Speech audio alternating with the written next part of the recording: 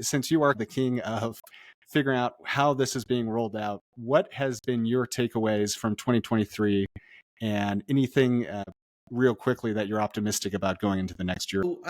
As of this very moment, I'm looking over here at my printout,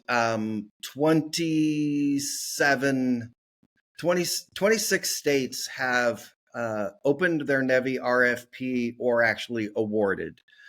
So in essence, half of the states have started the process or actually, awarded.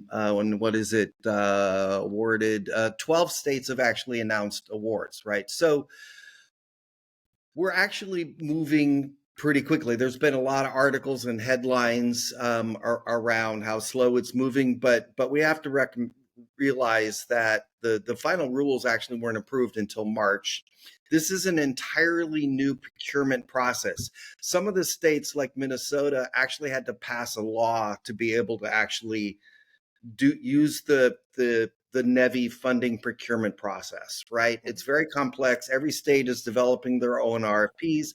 They don't know anything about EVs and EV charging, right? So the fact that half of them have already released RFPs and stuff is actually fairly impressive.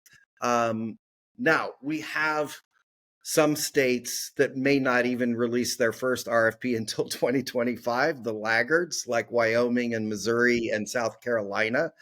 So we have this real dichotomy of Ohio, Maine, Pennsylvania, and Colorado are already on round 2, right? And so they're moving very quickly. So the sort of the short answer is we're doing actually better than the headlines would say, but a lot of states are just clueless and moving sort of really slowly.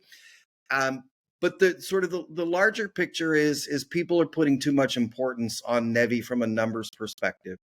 NEVI is going to fund a very tiny percentage of the DC fast chargers that are going to be deployed. We had over 10,000 deployed, new fast charging ports deployed in the US last year. 8 of those were funded by NEVI, right? In 2024, we're going to probably have, my estimate is 13,500 to 15,000 new fast charging ports deployed.